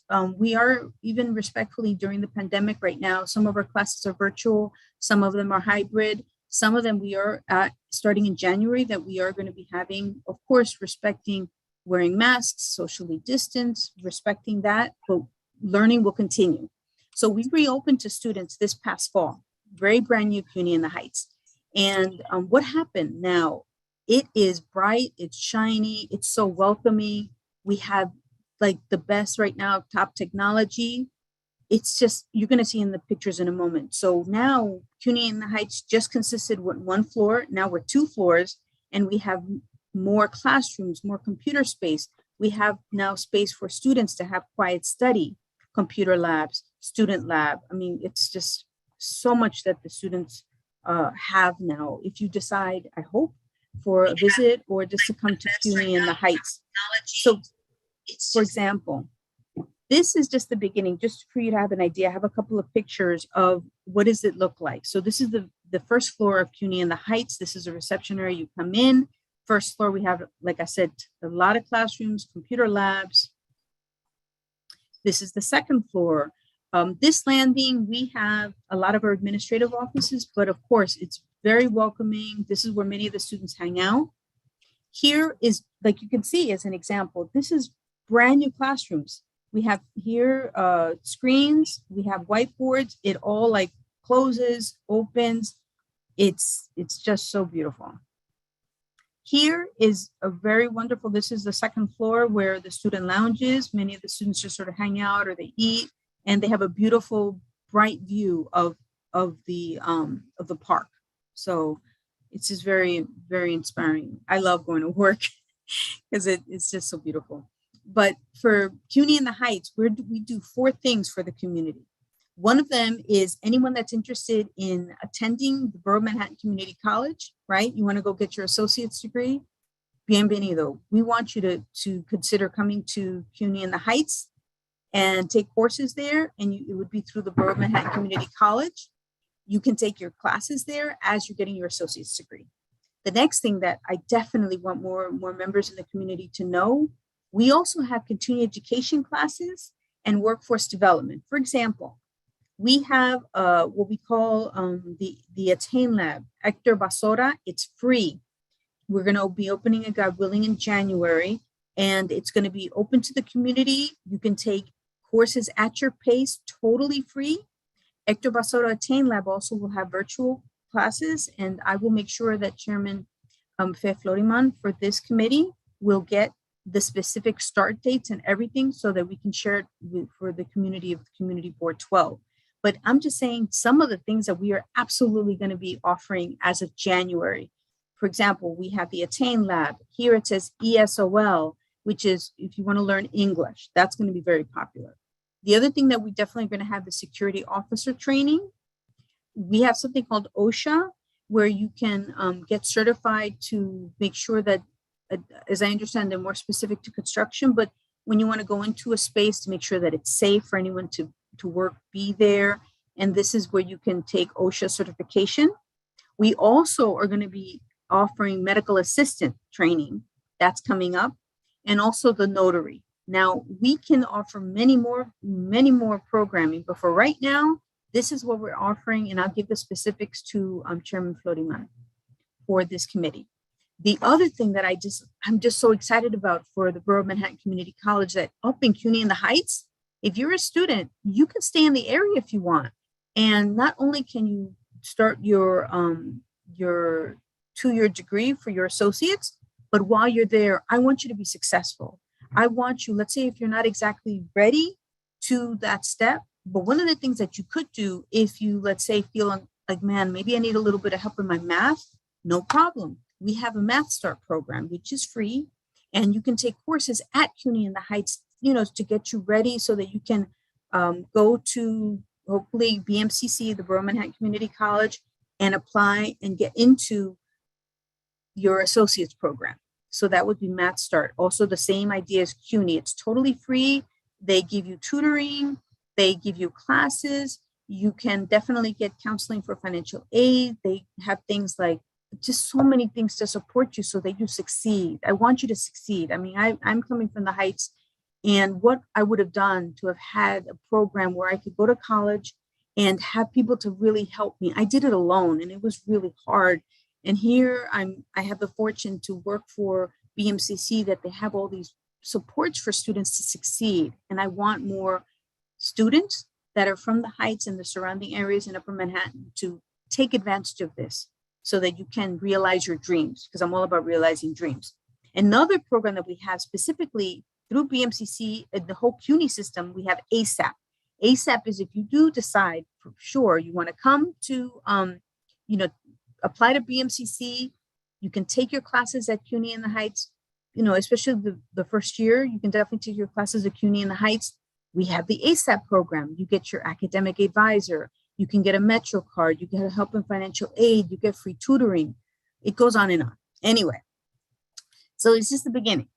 And to finish up, which is the other reason why I really appreciate that I'm able to make this presentation, is we want to host members of the community. For example, organizations that may want to have a meeting, or I can do workshops with CUNY in the Heights with partners. I'm looking for partners so that I can promote CUNY in the Heights. But of course, if you're doing important work or you want to promote something, definitely, I would love for us to work together. So it's, we definitely want members in the community and youth to register for programs that we have in CUNY in the Heights. Many of them will be free for the community.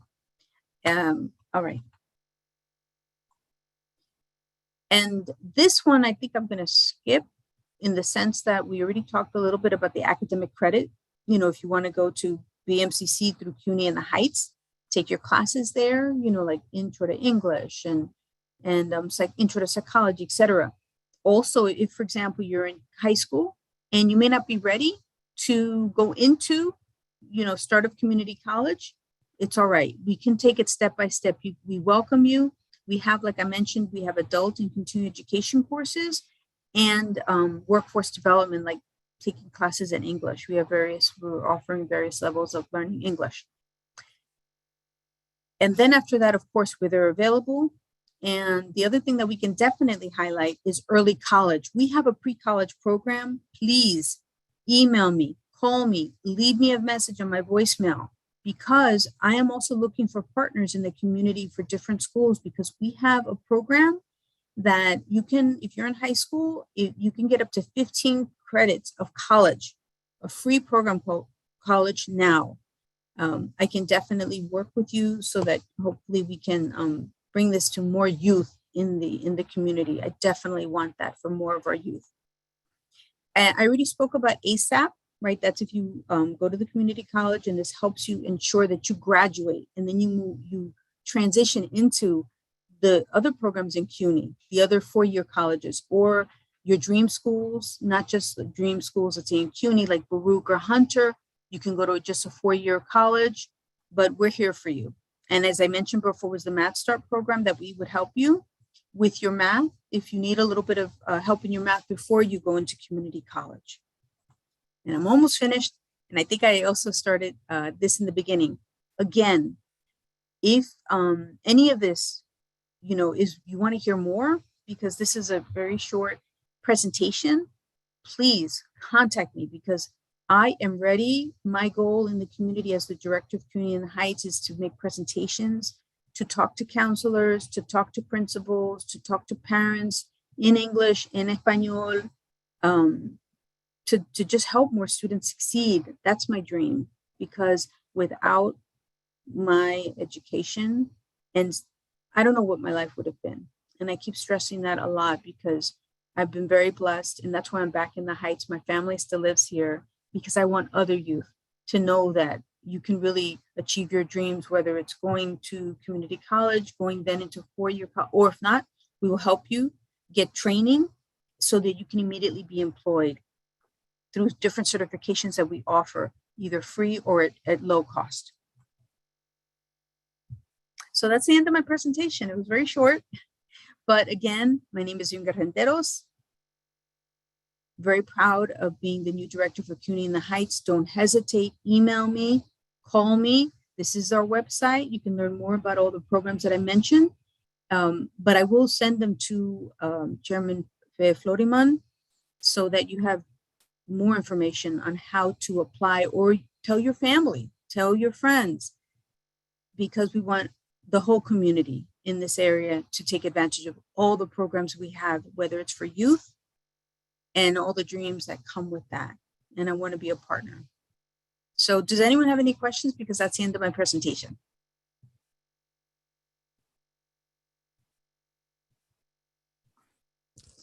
Yes, I have a question, Ingrid. Yes. This is Jonathan, part of the Youth Committee. Yeah, Yes. about these courses that you guys offer Mhm. and this great organization, can you mention some of those certifications that you guys provide or help students to get those, or Mhm. or if they're available in the website? I can't take a No. look at that, but if Oh, you no. can mention like the most important. Jonathan, no problem, Jonathan. Let me just share a few that with your specific question. All right, so to begin, one of the ones that I should have mentioned, but you sort of reminded me, is we have a partnership with the Department of Education right now. They're in the building in CUNY in the Heights. They're there every day. And what they're doing is they're helping students that maybe were struggling a little bit in high school. And now they'd like to go back and complete, right? The equivalent of like a GED. So we have that. But my biggest thing is College Now. I would love to get more youth in the community to be part of College Now. It's a free program. They can get up to 15 college credits. Can you imagine in high school, you save all that money? And I think it also helps, I know that it helps you like get into the mind of like, I'm going to do something after high school. I have a goal. I believe in that. So that's one thing we definitely have. Jonathan, the other thing that I want to mention. So if anyone's interested in College Now, just email me. That's all you have to do. And then the next thing that I did want to mention is not only just College Now, but if you decide to apply to a Borough Manhattan Community College, and you could take courses, of course, up in CUNY in the Heights, we are working now in partnership with a nonprofit called Year Up. And Year Up, what they do, they're our partner. So what they're looking, and I'm very happy to work with them, is and again, for free for the students, while the student is in CUNY in the Heights, say, and they're taking the courses. If they go into this partnership with Year Up, what they do is this.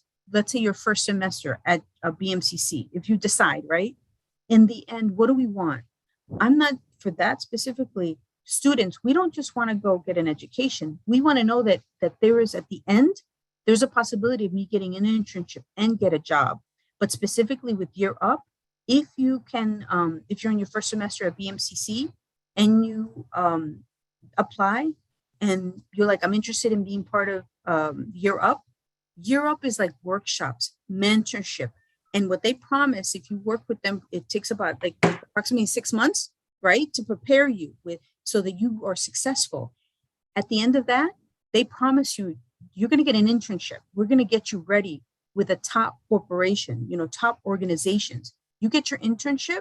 And then the goal is that after that internship, you will have the experience so that you feel even more competitive for a company, or hopefully if your internship goes so well that that organization or that company is going to give you a job and you're set. Does that answer your question, Jonathan? Yes, absolutely. Yeah. Great. So Great. It's as easy as just email me, because each of the things that I'm mentioning in this presentation, I could do a presentation just on them and bring, the team that manages, because I don't run all these programs that I'm mentioning. I have other, my colleagues that do, and they'd be more than happy to do Very good. a full out presentation. Mhm. Thank you, Mr. Dennis. Unfortunately, my system my computer is acting up. It's actually had to be out of the meeting, several times. But I just wanted to encourage folks to take a picture of your screen so they can get your, the faster way to get your contact information. If they take a picture on your screen on your slide that you have, so I think that would definitely fabulously. I just wanted to say before my colleague Jonathan asked a question that, unlike before with the previous presentation, I want to encourage my colleagues to first to raise their hand if they have questions, so then we can move forward with this agenda. I personally have one question, but I'd rather to give them the priority so they can ask a question first. Okay. So who has question? Who's next? Raise your hand, please.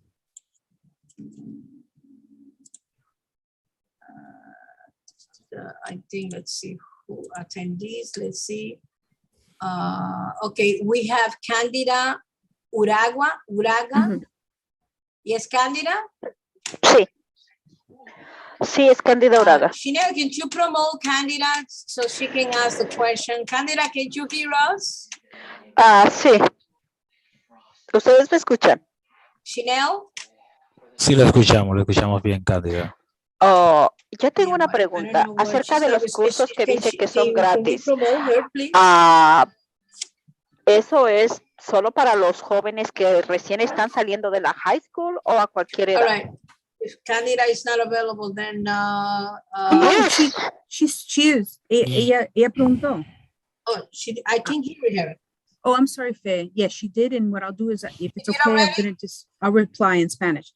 Señora, Cándida, sí, todo lo que yo estaba presentando, claro que algunas de las cosas son para los jóvenes, pero también estoy promoviendo diferentes cursos que son a no costo, gratis o a bajo costo para la comunidad. Entrenamientos gratis, ¿me entiende? Acceso a computación. Usted solamente tiene que llamarme o mandarme un correo electrónico. Sí, yo le tomé una foto a la tarjetita esa que se puso ahí y yo voy a tratar de comunicarme. I'm sorry that I didn't hear her question. Oh, that's okay, Fe. And then what I was going to say to respond, what she said, is it only for the youth? I said, absolutely not. The programming, of course, we have programming for the youth, for high school students, for teenagers, but we also have so many programs that are for all ages, respectfully, just community residents. If they want to take different certificate programs, that are available, like learning English or just using, for example, our Hector Basora Attain Lab, looking into being a medical assistant. Like I said, so many different certificate programs that we have for the community that are free or low cost. That's how I answered it. All right. So I didn't see any hands.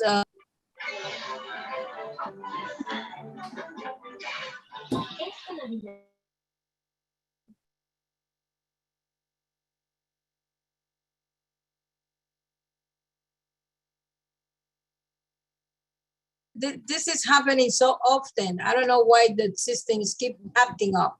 Anyway, my question, Ms. Rendero, is yes. Does CUNY have any way to assist a student who may have problem filing or completing their application to be admitted in CUNY? Because a lot of students had asked me that question. They're not sure how to navigate the system. Oh my gosh, no, Senora Fe, you can let me know. I mean, we can do a customized, it could be a Zoom, and help students to finish their application. Absolutely, we do have the vehicle for that. Yes. Okay.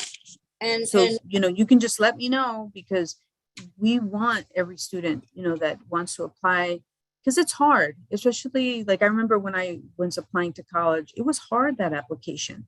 I didn't have anyone. My parents didn't speak English, and I'd be the first student to go to college. It was very hard. And we have that help, Senora Fe. Well, wonderful. I was really curious, because that was an answer that I couldn't answer, and, but I always, like I say, I will get back to you, and then definitely, we will take it from there. But I'm glad that we actually have that. Oh, yes. I heard you saying, if I'm not mistaken, that also CUNY is willing to maybe to allow presentation from partners, maybe at your building, I don't know, in partnership, if anyone Yes. they wanted to bring any particular issue or share any particular, I guess information or workshop or webinar and along in partnership with you. So Yes. can we join you as well? Of course. I mean, I would welcome that, either through Community Board 12 or any members that are here, because we want to really be, again, like before, CUNY in the Heights, before the pandemic and before construction, and now we're totally expanded. I'd like to do that in partnership. Absolutely. Especially workshops that really would benefit our community. I think this is very, if not highly, highly important for people to know that, because I know that it's a lot of folks in our community that they can take advantage of that. So my very, very last question is, how long the course for Notary Public lasts with CUNY? Oh, yes. Okay. And that's perfect. So I just had a meeting today with my my colleagues. The notary public training is only a weekend. It's very short. So it's very short. It's over a weekend. I'm going to find out when they're going to start it, but that I do know. And if you want more, I'll jot that down so I can give you more information about that from the director that runs the notary program. All right. Well, if it's very brief, maybe that's something that people should take advantage of that. Yes, it's not actually so, and they will be able to get basically a certificate of completion for that particular course. Correct. If you do, of course, finish it, with the requirement, but I can get you more information for sure for that specific program. All right. So at this point, let me see who else may have any questions. Callis, do you have a question? I guess that no one has a question. So I guess at this point, I should thank you. We have only 15 or 18 minutes left. So Yes. Mr. Neto, thank you so much. It's always a pleasure to have you, with us. Let us know in which way we can help you, and definitely any agenda, any meeting, any new information, you are always welcome to join us so we can pass along that information to our, beloved community. Thank you so much. And in January, we'll have specific dates for even more programming. So at least I can send that to you and maybe make an announcement or so. Thank you so much. Thank you. I wanted to say, Ms. Rendero, stick around for the remaining time that we have left. But I wanted to tell folks that this meeting is being streamed through YouTube and Facebook, if I'm not mistaken. You can always research for CB12 Youth and Education Committee so you can review this meeting at your leisure. When you have your popcorn, you having your coffee, you want to see yourself, you want to see this meeting again via YouTube anytime that you feel like it. So, all right, thanks again, Ms. Renderos, and my regard to your colleagues. Yes. So let's move to the last part of the agenda, which is the old and new business. I would like to allow Dr. Mara Mingus. I hope I pronounced her name correct. She's from the Columbia University, and she had an announcement that she would like to share with you.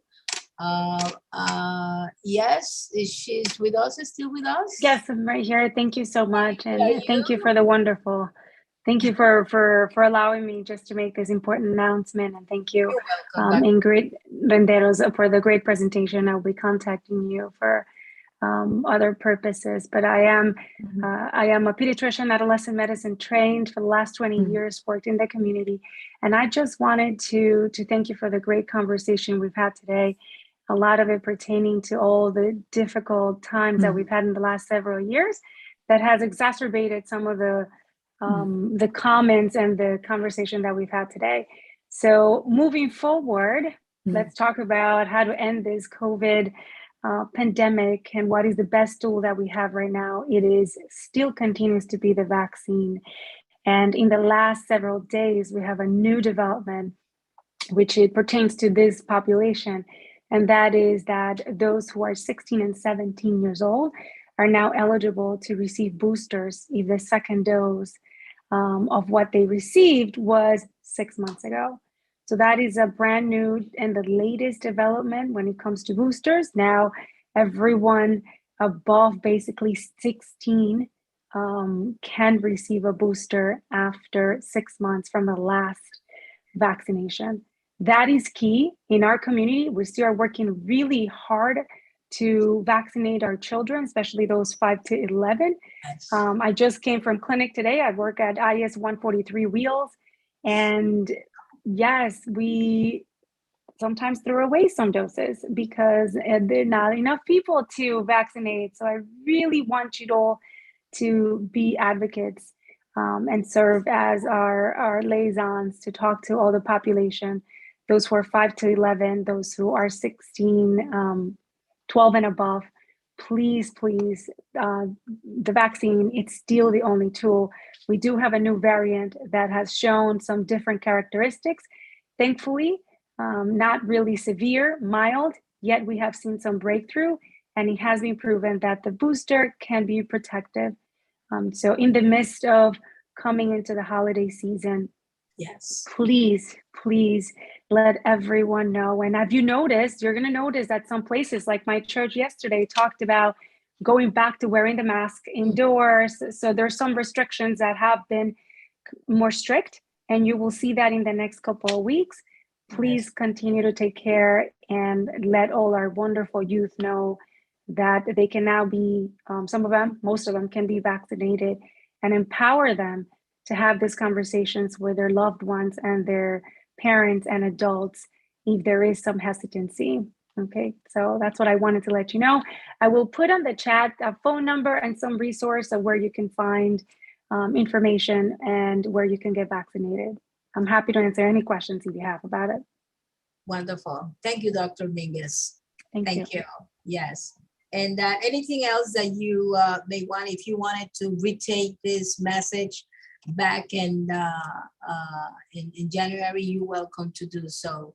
And in any event that you perhaps wanted to put together, so with the Youth and Education Committee, any direct message that you wanted to convey to our school district, I'm all the way for it. Especially, parents and students, which are my beloved population. Not that I don't love the rest, of course I do, but these are my preferences, students first and their parents as well. So just feel free to send me a note or call me, and we will be glad to, along with my colleague, to make it happen. Thank you again. Thank you so much. I appreciate it. Yes, you're quite welcome. All right, so now I would like to also call for Rachel Citron. I hope I'm pronouncing her name correct. So Rachel Citron is the executive director of the organization called Row New York, for those who like and love the sport of rowing, Hey, so do we have Rachel with us? Yes, I'm here. Hey, Rachel, thank you so much. Thank you very much. I'm so pleased to be here. This has really been a fantastic meeting. So I know it's getting late, so I'll be very brief, and then I can answer any questions if anyone has any. So I have been the executive director of Row New York for just over a year, and I go to the community board meetings for the Parks Committee every month. And then just recently realized I should be coming to this one too. So I'm very glad to be here tonight. Row New York, we have a site in Queens, but we also for the last 10 years have been operating out of Upper Manhattan. Our boathouse is right off Dykeman Street, right next to PS5, right off the Esplanade as part of Sherman Creek Park. And in the spring, we're expecting to break ground on a new boathouse that will be ready in 2024. And I just wanted to make sure that everyone knew about our program. We serve this year, coming back from COVID, we're only serving high school students. Hopefully next year, we'll also be serving middle school. Typically, we're middle school and high school, but this year, only middle school students. We teach them how to row. There is no swimming requirement. We teach them how to swim. There is certainly no requirement to know how to row. We take everyone who's a beginner and is just really interested in being a part of a team and learning a new sport, and we teach them how to be a rower. It's a really physically demanding sport. It gets kids really into fantastic shape. This year they have a choice about whether you want to row 3 days a week or 5 days a week. And I think what's really special about our program is that we really are marrying the academics with the sport. So everyone who's in our program gets a lot of academic support. We call it student support and success programming. They get tutoring. They have a curriculum about, study skills and things that help them in school. We teach kids about social justice, about health and wellness, about communication skills, really things that they need to be healthy and happy and successful teenagers. And then we have an absolutely soup to nuts full college prep program. So we help students with a college counselor. We help them through the application process. We help them apply to scholarships. We have free SAT classes, everything that helps students apply to college and figure out if they want to go to college, and help them apply to college and help them get into college. We do a lot of college visits. And then brand new this year, we also have a college success program. So if students want to stay involved with us, we provide a stipend, and that we can help support them through their college experience as well. A lot of times they want to stay in touch with their peers and stay in touch with adults that they know, and also get some support through college. So just wanted to make sure everyone knew about us. We do have just a few more spots. If you know any students who are still interested in this program, they can connect with us. Again, there's no experience necessary at info@rownewyork.org. That's INFO at rownewyork, all spelled out, .org. And when we have our new boathouse in a few years, we're expecting to expand our programs to students and adults with disabilities, both cognitive and physical disabilities. We serve that population in Queens and are really looking forward to serving that population in Manhattan as well. One last thing that I forgot to say is we've had a little bit of a hiatus from veterans programming, but we're opening that back up again this winter and spring as well. So if you know any vets that want to get involved and learn how to row, be fantastic to introduce them to us as well. And then one last thing is people often associate the sport of rowing with a kind of like an eliteness and really very much a white sport in terms of what people think about it. And I want to make sure that everyone knows that our programs are free. We charge money for programs only if students can pay, but there's no barrier in terms of everyone who's with the household income under $100,000 is rowing for free. We charge those that have more money. But at least 70% of our program is free. And so we have lots of free spots still available. And most of our students come from Upper Manhattan, so Washington Heights or Upper Manhattan or Inwood. And we also have a whole bunch of students from the South Bronx. Our mission is really to serve the community. So we make sure that that's part of what we're doing. And I just really glad to be able to present. Thank you, Faye, for giving me a couple minutes. And hope to be attending in the future just to make sure that we're aware of everything that's happening in the community and that we can be part of this committee as well. And I was really pleased to hear Mr. Renderos's presentation, because I think there's ways that Row New York and CUNY in the Heights can collaborate as well. This is wonderful, Rachel. And thank you, for definitely revising this conversation, because I know in the past we have the organization, I don't recall this thing, I will have to go through the record and presenting. I think that was when they started the program. But I think from time to time, we definitely appreciate if you can kind of come back, revise the conversation, say, hey, here, we are, any update. I'm sure the student population will definitely appreciate that. And sometimes, believe me, we have tons of wonderful information sitting around, but it's just, it takes someone like you today who comes and like CUNY as well and say, this is what we are offering. Oh, yes, I remember. So I hope that the students that are watching us tonight and the leaders that also are watching us tonight, because not only people in this meeting that are present, but also remember people in YouTube and also Facebook are watching us as well, and they can always watch us at their own leisure, so they can pick up this conversation and contact you directly. But I definitely looking forward to having the school community pay close attention and take advantage of these programs and all this conversation and be creative about it. And they ask the question, because sometimes we have information right in front of us, like in this particular instance, but just the right question doesn't come in mind. Or maybe they just watching us just through your YouTube. But having your contact information, they can always revise a conversation and ask any question that they may wanted to ask. So just bank on our support. Whatever you need, we here. This is our duty. Keep the community informed, and I love to do that. I really and sincerely mean that. I love it. Yes. Absolutely, I will. There's one more thing. If there's anyone from a school community watching and you want to bring us into your school, just let me know. We, especially over the winter, we can bring some rowing machines to your school and show your students how the sport works, really give them an introduction. And Rachel, have you contacted the school district office, like superintendents?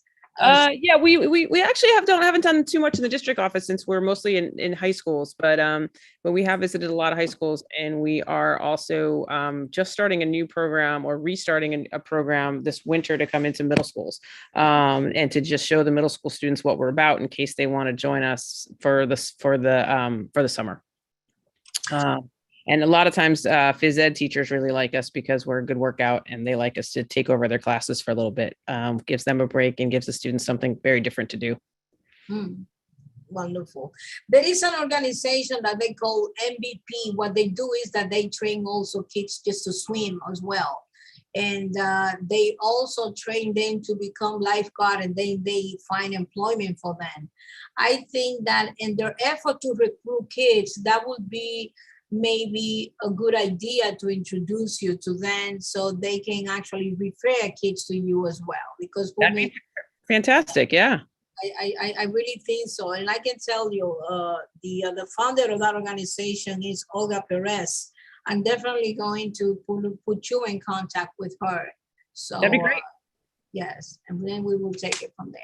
So does anybody have any question for Rachel? If you can raise your hand, let's see who has any question. Give me just 1 second. Tatiana, you do have a question, right? No, it's more like our school is very much interested in partnering with Grow New York. We have middle school and high school students. So, just to start with, I will be passing along the information to our families. We already have families here who are interested from our high school. But just to clarify, you said, and I was confused. You said that you're offering right now for high school or for middle school? Yeah, so right now our daily program right now is for high school. We are so you're at the Inwood Leadership?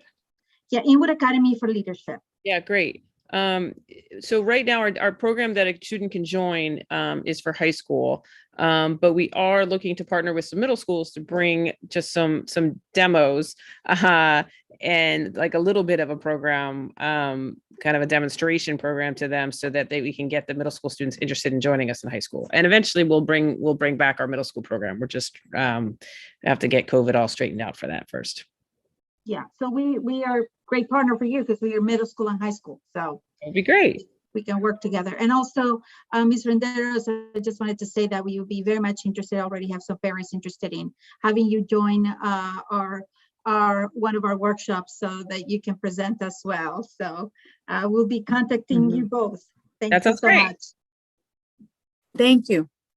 Yes, great. I believe Ms. Rendero also from CUNY has a question. But like Ms. Tatiana, I just wanted to thank, Rachel and also Mara for your presentations, and just look forward to connecting with you both. All of you. Thank you. Oh, you're welcome. That's very kind of you. Thank you. I think that I'm not sure, but did I ask, if anyone has a question for Dr. Maras? Is she still with us? I think she does. Do we have? I'm not sure that I actually asked that question, but well, I guess this is it in general. So no one has any question, I guess, at this point. So I just wanted then to thank you all and just tell you that for our next meeting, which is going to be held in January the 10th at 7 p.m. Remember, it's the second Monday of each month.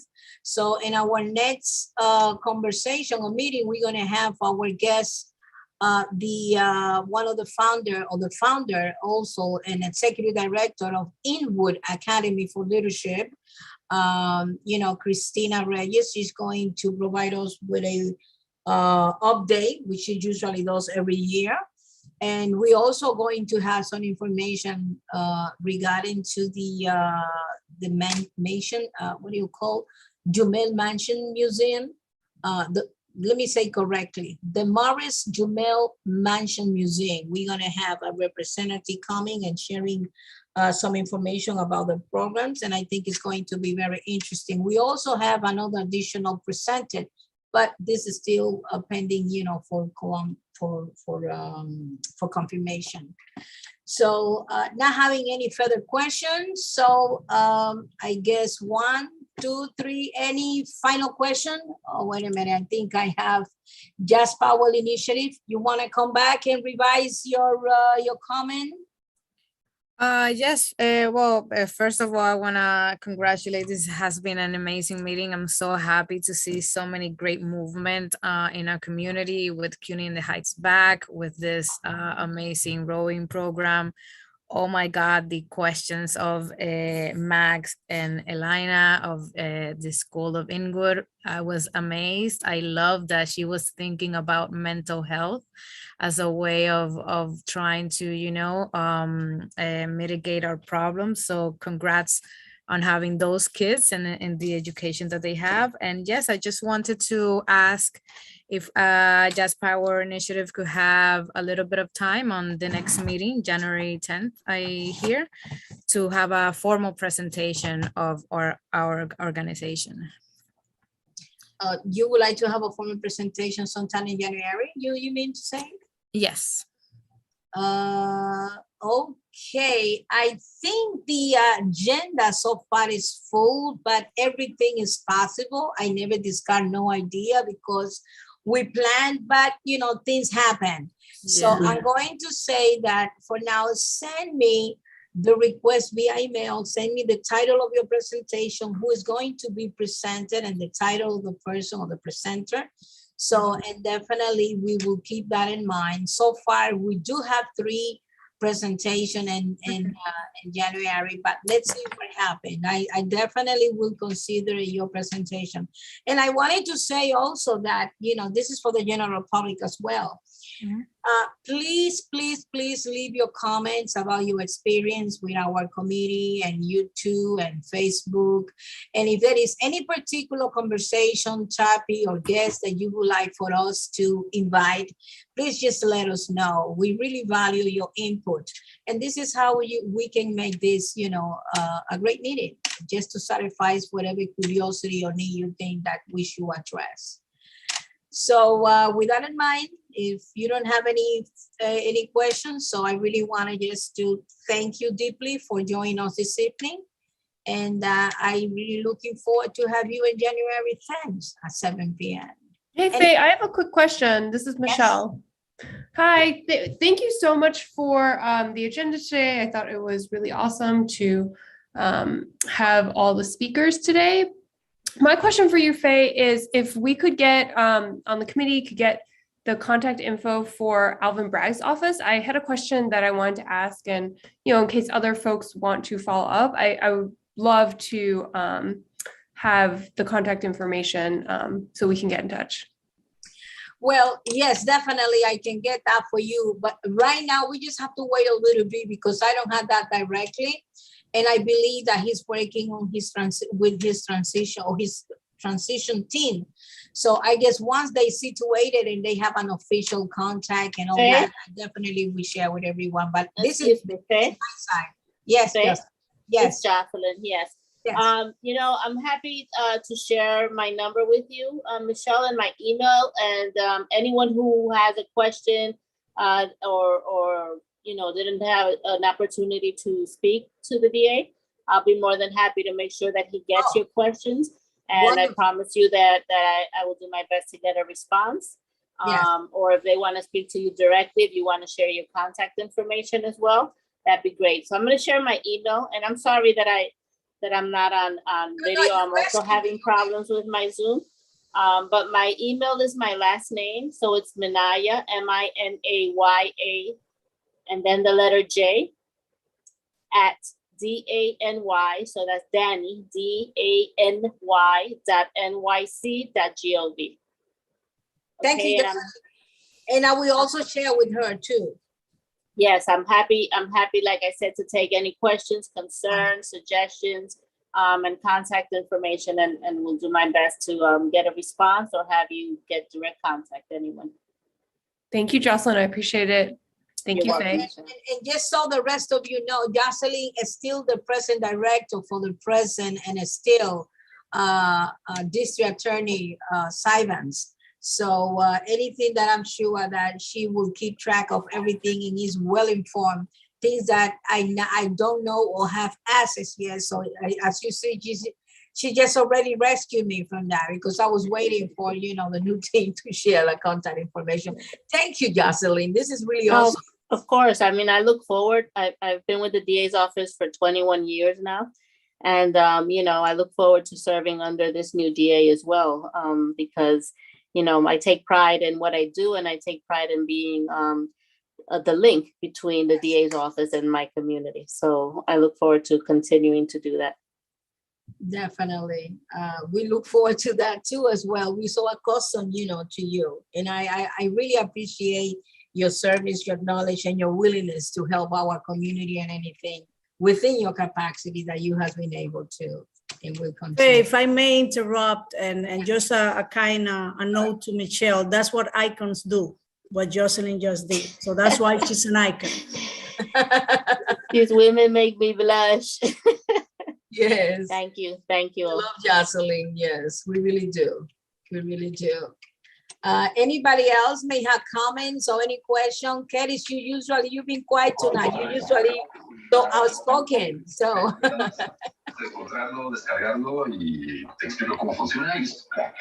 I had some Zoom problems. yes, we are having problems. Yes, Candida, I will have you. Yeah. Do you have any comment, Curtis, before I would like to say that meeting was really information. I like it. That's the first time I'm being the mirroring, but I like it. That's really good mirroring. Thank you, Candida. And you can say it in Spanish too if you or your too. Realmente me gustó. Esta es la primera vez que yo participo y realmente me gustó. Mucha información bastante buena y pues me gustaría compartirlo con otras personas que tal vez tampoco saben de estas oportunidades. Es muy bueno. Gracias. Cándida, Gracias. ¿cómo tú oíste de tú te enteraste de esta reunión? Yo me enteré porque en algún momento creo yo que dejé mi correo electrónico en alguna reunión que hubo en Med Council o Normal Manhattan is not for sale. Y ahí es donde a veces también van otras personas de otras organizaciones, ese tipo de cosas. Y de ahí es que me llegó esa información. Wonderful. So just look for us in YouTube and also Facebook and leave us your comment. Deja tu comentario en español también, tú sabes. Sí. Nuestro lenguaje es riquísimo. Sí, gracias. Ten toda libertad de decirlo en español como tú te sientas más cómoda. Gracias a Sí. Dios que somos bilingües. Sí, Yes. claro. Gracias. No, thank you. Thank you. Curtis, you have any comments? No comments. I had Zoom problems earlier, so I was. Oh, we all do. But it was a really great meeting. It was great to hear from the district attorney and all the other presentations. I think we have a lot of work to do, and I think he's going to be a great ally for the community. Wonderful. I really think so. So let's see if we can also, can have him for a second round. Let's see. Yes. Yes. So my colleagues, Bonilla, Lee, Gabriela, James, Daniel, Bonilla. Well, all my colleagues, I really want and deeply want to thank you, Jonathan, of course, Jess and Kedis, definitely all of you. I wanted to thank you for, for always counting, on your support, being there, for our committee and making this, a great committee, I should say. Yes, we are a team, and I can't stress enough, your support. On that note, being that this is the last meeting for our Youth and Education Committee for the year, I wanted to wish you and all attendees all the best in our entitled community. I know it's been a very challenging year. For the past 2 years, it's been very hard for many families, for many of us. And we all had experienced, some kind of turmoil in one way or another. But from my personal point of view, and, I really wanted to wish you all the best, peace, health, and a lot of success. You deserve the best, and my very best wishes for all of you. So happy holiday, and thank you again for your support. So I'm looking forward to see you in January. And this meeting is being adjourned at 9:11 p.m. If you don't have any further questions. Thank you, Faye. Thank you, Faye. Happy holidays. Thank you. Happy Thank holidays. you. Thank you, guys. Blessings. Happy holidays. Happy holiday. I thank you and I appreciate you guys. Thank